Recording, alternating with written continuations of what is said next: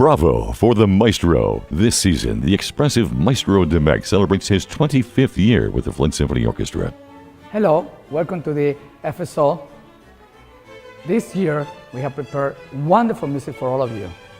It's a season full of pieces that were well written for different occasions. In the first program, we have a double violin concerto, and then a symphony, then grandeur orchestration written by Shostakovich.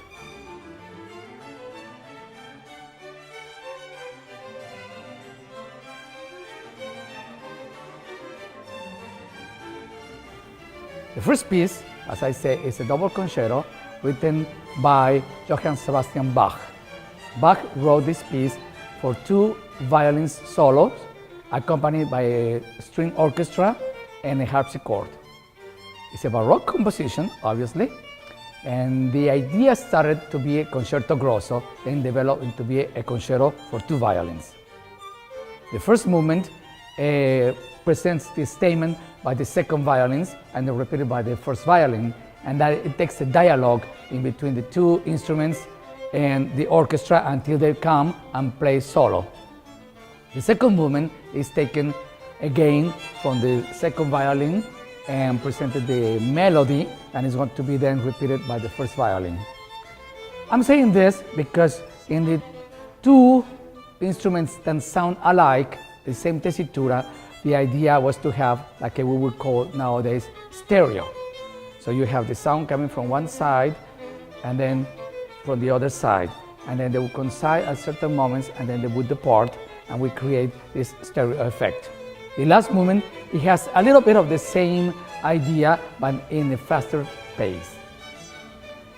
My two brothers, Pablo and Augusto, are going to be the soloists.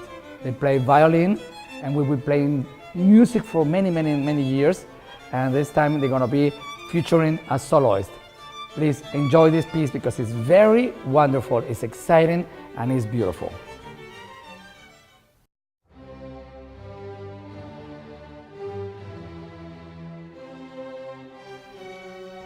Dmitri Shostakovich, a composer that it was controversial, wrote a piece called the Leningrad Symphony.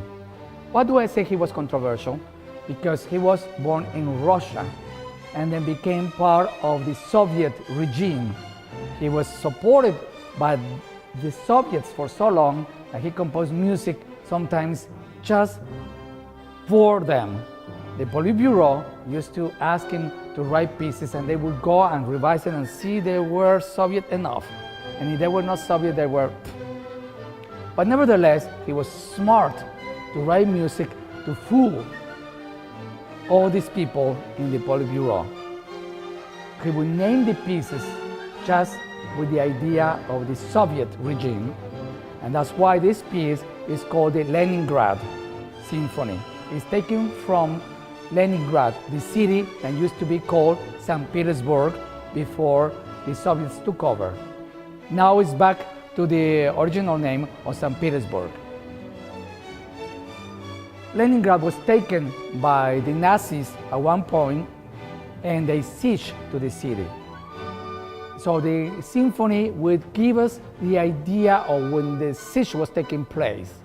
So the very first movement will show that kind of trying to get over the siege and trying to survive. And we hear in the background how a march is going through, and it goes and repeats and repeats and repeats and repeats in different melodies. Actually in the same melody, but with different instruments. It repeats all the time, just like the same idea of bolero. But this time, of course, it's not going to have that meaning at all. And it gets very powerful and then diminishes and disappears. Then the other movements are a little more into the idea of the liberation. The symphony calls for a large orchestration, big orchestra. So in certain moments, you will hear horns playing so loud that really it will create even the sensation of desperation, which was the idea at the moment. So we are living inside Leningrad in the siege. Then, after a while, we're going to be liberated. Pay attention specifically to the snare drum in the first movement, because it does exactly the same thing that is in bolero. It takes from the beginning a rhythm and ends after a while of playing with the same rhythm. Join me to hear this fantastic symphony that is going to give us all the sensation of liberation, the Leningrad Symphony, which is the number 7 by Dmitri Shostakovich.